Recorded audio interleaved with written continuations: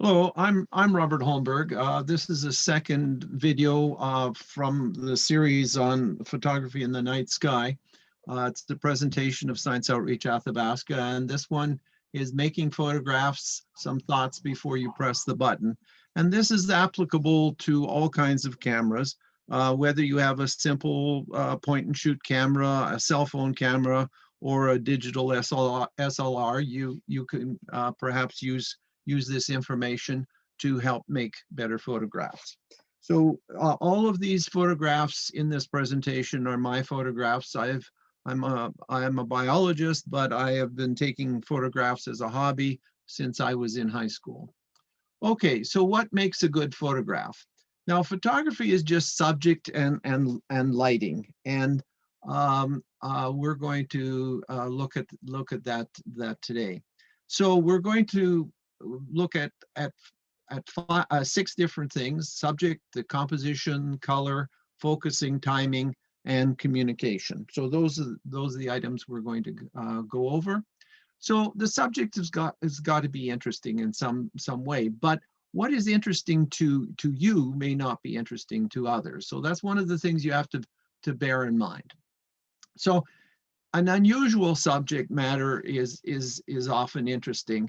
These are the opercula or doors of marine snails, and they use these to close off their door from predators, and so they attach their foot to this thing and then haul it up and close their shell. Then if something is exotic, not traditionally of your particular culture, somebody else's culture, that often makes an interesting photograph. And this is another example of exotics. This is a baobab tree from South Africa. Here's another baobab tree. This one is in Disney World. That's a real elephant, but that baobab tree is made out of concrete. So it's a little bit of a cheat, but for most audiences, they would not understand that that's a artificial baobab tree. So interesting photographs often contain a little bit of something surprising. So you see in this photograph the sailing ship, but then you see the city in the fog in the background. And in this photograph, you see the male lion, but then the female lion is off to the left in the grass, and you don't see her right away. And then a pretty face. And for me, a pretty face could include grasshoppers, perhaps not as pretty for you. Nakedness in societies are often interesting. This guy in New Guinea wishes to sell me that necklace around his neck, and as part of the deal, I asked to take his photograph, and this is him. So composition is important, and it's the position of the subject within the frame or the boundaries of the photograph. So you can have various ratios. If you go to 1:1, you can have a square photograph or a circular photograph. And another possibility is going to 19:16, which gives you a rectangle or an oval, and anything in between. And these are the typical ratios that you find in photographs. And this, whether it's in print or electronic ratios, that's important to bear in mind. Okay, then the focal point or the main interest of the photograph. Where do you put it? Well, you can put it in the center, like this fawn, in the center here for this snail. So there's the subject, and this is the background, or often abbreviated to ground. So central flower, a central bracket fungus, a central flower again, a little off center for this particular tiger lily. An elephant in the center, dominant. These mushrooms, and often with you can, in central photographs, you have a bilaterally symmetrical subject, such as this crab, or this fern, or this bridge, surrounded in a Japanese garden at the University of British Columbia. On this spider, dead on center, those hairs are the hairs of my fingers, so it's a very small spider. And it doesn't have to be perfect left and right symmetry. Here's a columbine, a couple of flowers, some water lilies, this lake in the Rocky Mountains. And another way of looking at where the subject should be is this rule of thirds. So you imagine your frame to have divided into tic-tac-toe sort of thing, 3 by 3, dividing into 3 regions. And the intersects of those things, the 4 intersects, are where you could put your subjects, in one or more of those intersects. And that is pleasing to a lot of people. So here's a picture of a bearded lizard, and his eye is on the upper left quadrant.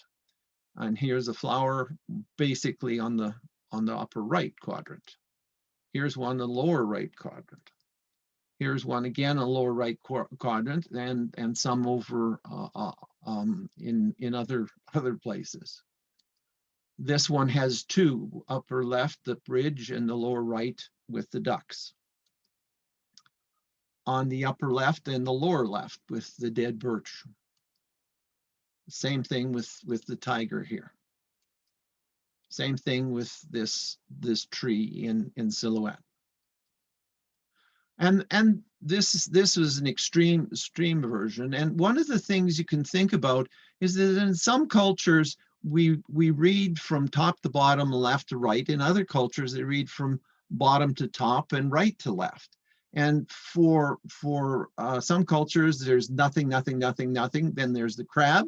In other cultures, there's the crab, and then nothing, nothing, nothing, nothing. So you have to think about the culture in which you're making your photograph. So where is the focal point here? Well, it's all over the place. And the similar thing with these tiger lilies.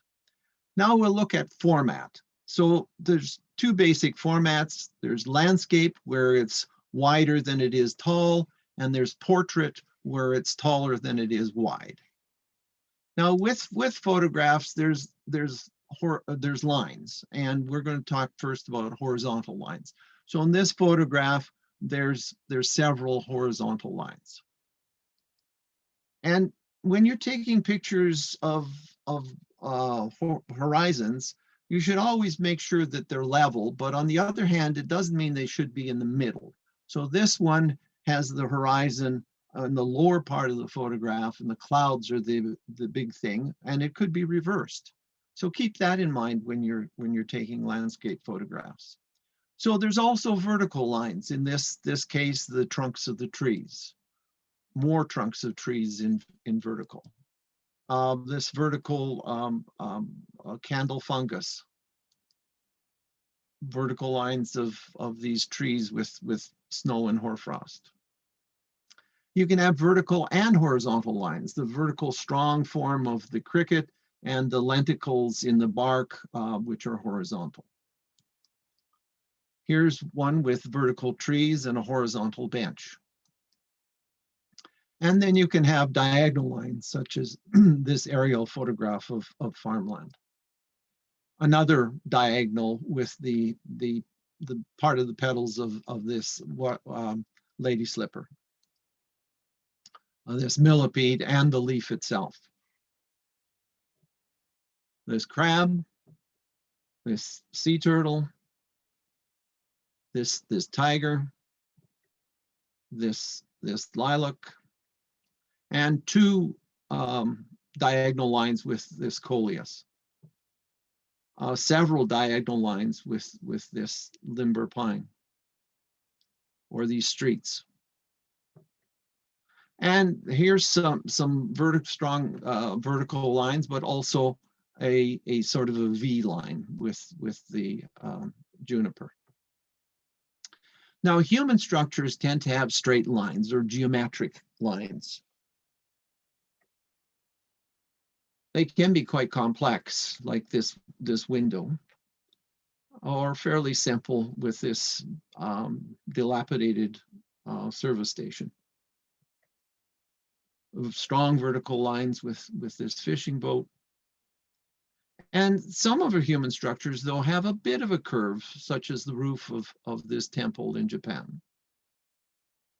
And again, strong horizontal lines, but in a sort of irregular pattern in these rice fields. Now, this is some pottery that has very curved lines. So they don't always have to be straight lines for human structures. So here's a spiral, looking up at a spiral staircase in a pagoda. And in nature, lines tend to be curved rather than straight for a lot of the situations. And this is often called organic. So here's some curved lines in the belly of a ray that's in an aquarium. And this is, I call Surfs Up Colorado. It's actually an aerial view of the Rocky Mountains in the wintertime. But because of the shape of the mountains and the snow and whatnot, it looks like a stormy sea until you look more closely. And of course, you can get a mixture of organic and straight lines. So when you talk about lines, then they can combine to form shapes. And you can have stable shapes like a square or a rectangle or a triangle with its base on the bottom. And you can have unstable shapes such as a diamond or a triangle on its point, or even a circle, because we equate these things to physical objects that can move under gravity. So here's a very simple photograph of an overexposed moon in a cloudy sky. So then when we look at composition, we can also look at our point of view or perspective from above or in the middle point of view, from below, close up or far away. All of this makes a difference. So here's a photograph of a balloon from another hot air balloon above Edmonton, Alberta. So we're quite high. Here's one from a helicopter looking to a forest and meadow. This is taken from waist height, looking down on this bird. Then you can get low. This is a photograph I took when I was in high school, and I got low down to photograph my neighbor's dog. So when you're taking photographs of animals, it's best to get, if you can, get to their eye level with this rodent, or with this nautilus, or this pileated woodpecker, or this sheep. And with this one, you can see some of the grass it's been eating sticking out of its mouth. I could have done some photo editing, but I decided to leave the grass in there. For this one, I crawled up underneath the plant and took a shot of the leaf from underneath to get the brightness of the sun. This photograph is a reflection of trees in a pond, and even myself, I have tried to hang it upside down because I keep thinking that the trees should be upright and vertical instead of pointing down. But this is the shot. So then you can get close up like this cut up nautilus shell, or this pencil with teeth marks on it, or the close up of this spider web. Here's a close up of a caterpillar, and those oval yellow and or tan colored and white colored dots are actually eggs of a parasitic insect that will feed on the caterpillar. A dragonfly. And then you can, of course, combine these sorts of things. And this is a low photograph, and it also is close of this mushroom, of a cat. And then you can use reflection to double the subject image. So this is a lagoon with the plants reflected in the water. Another one on the Assiniboine River in Saskatchewan in the fall. Here's a pagoda in a Japanese garden on Vancouver Island. And then you can use framing of objects in your field of view. And this is a sunrise in Bali with a gate framing the beach with someone doing some exercise as they go down the beach. This is using trees to frame the sun, and it's in smoky conditions, so it's a little reddish or pinkish. And it doesn't have, the framing doesn't have to be vertical all the time. Here's vegetation framing the moon and a river early in the morning with fog. In lots of Japanese gardens, the architects will make a frame for you, such as in this Japanese garden, framing the bridge. This is an old farmhouse framed by hoarfrost. I also like repetition and pattern. And this is an elm tree in fall with leaves just going from green to yellow. Here's some ribus leaves that are all green. Some snowy branches. These are caterpillars, and you can't really see the caterpillars until you see the brown spot, which is their head capsule, a large aggregation. Some trees, some koi, some orchids, some fireweed, some azaleas. Then we can talk about texture in the photograph. So this is an Apontia cactus, and you can see the scratches in the epidermis from the thorns that scrape against the surface in severe winds. A close-up of a snake. Close-up of a raku pottery piece. Some peeling bark. Now, color. And color is light and shadow to get the illusion of depth. So this is basically a red photograph, but in order for you to see the roses, you need some black and some shading to get that illusion of depth. And we often talk about black and white photographs, but really they're shades of gray. Now this photograph, I posterized it and I reduced the number of shadings in it. So it's not quite black and white, but it's closer to black and white than most what people call black and white photographs, because there's definitely black, there's definitely white, but there's only a few shades of gray in between. Normally you would have something like this, which has got various shades of gray, even though that the black and the white predominate. Here's one that's using some blue and white and a dark brown. Now, one of the things about color is the whole circle represents what we can see as humans in our color vision.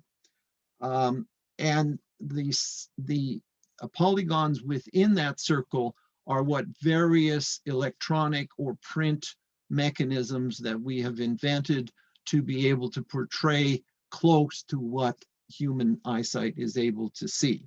So you can see with different kinds of things, they can have a spectrum of color that is quite different. And it's only a subset of reality. No matter what we use, we can't duplicate the whole visual spectrum, at least so far. Then when we talk about colors, we can talk about warm colors and cool colors. So the reds and getting into yellows are warm colors, and greens and blues and a little bit of light greens are in what we call the cool colors. So this is a cool color photograph of barges on the Mississippi River. And I've taken this photograph.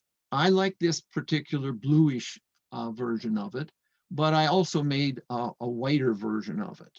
And again, the aesthetics of the observer are important of which one you prefer. Then we can talk about complementary colors. So this yellow and violet are complementary in that you would use them together in a photograph better than if you used yellow and orange, say, for example. And then, of course, with digital images, you can change the color. So this is artificial sunrise, and I've changed the colors dramatically. Some people like these sorts of things, some people hate them. Okay, now we'll move on to focusing. And this is focusing in cameras is done by the length of the lens. And it's also done by the aperture, which adjusts the depth of field, and shutter speed can be important in focusing as well. So here's a very sharp focus. So there's lots of light, short lens, small aperture, fast shutter speed, and you get a great depth of field, and everything is very, very sharp. Well, this photograph is very, very unsharp, or it's a soft focus. So this is you can obtain with a longer lens or with a larger aperture or a slow shutter speed or a combination thereof. Okay, now backgrounds should not distract from the subject matter or the focal point of a photograph.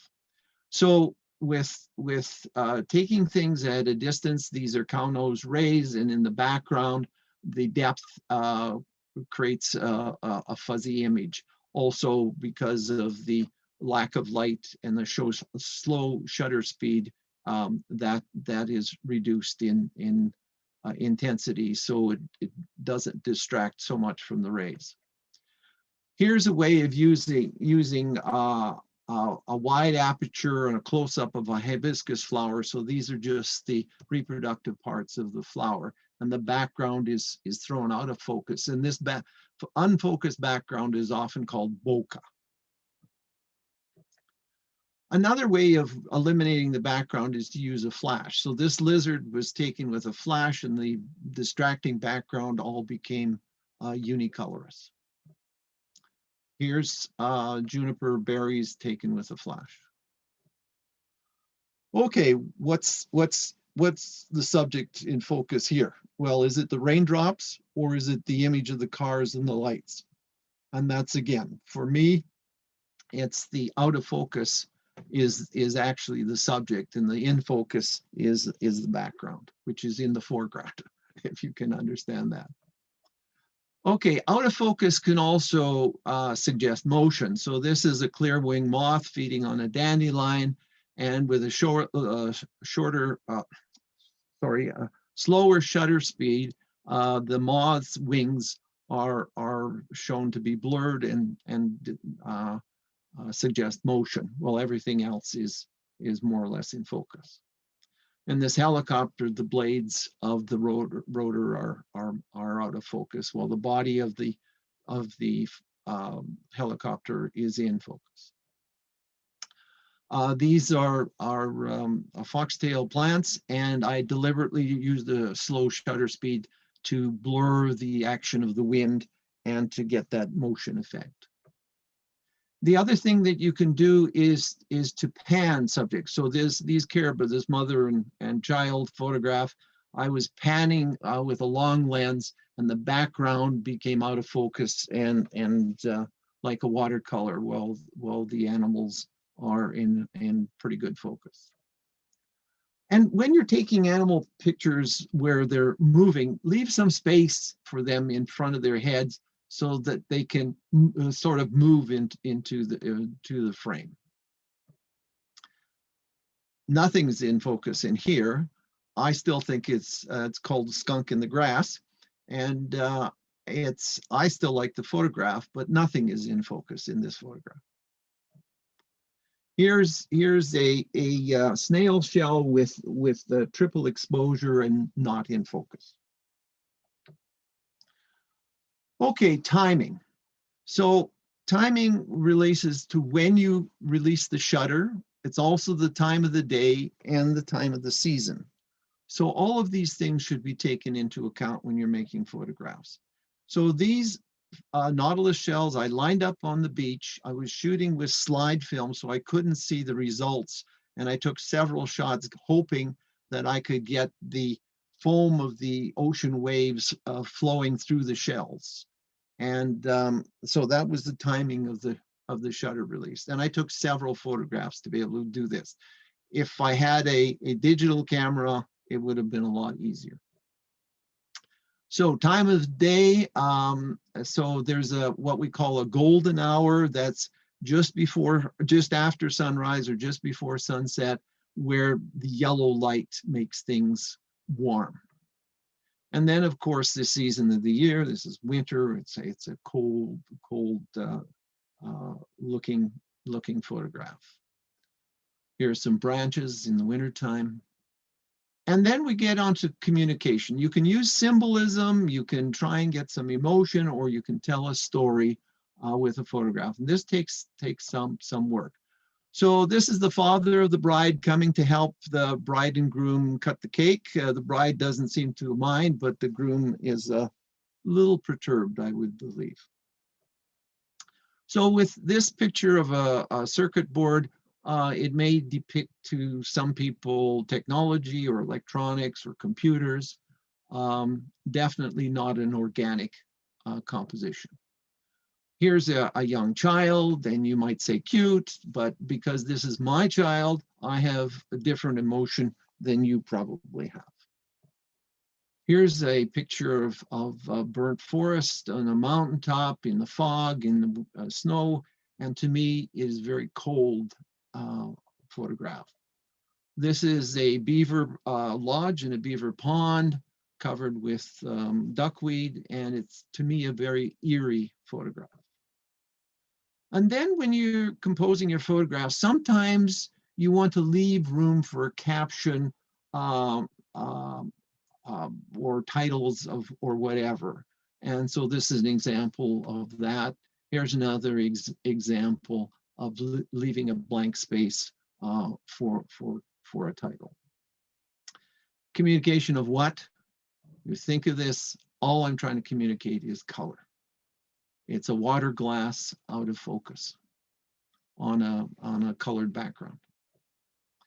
Okay, so what makes a good photograph? It's very subjective. It's in the eye of the beholder. And so what is good for one person is not good for another.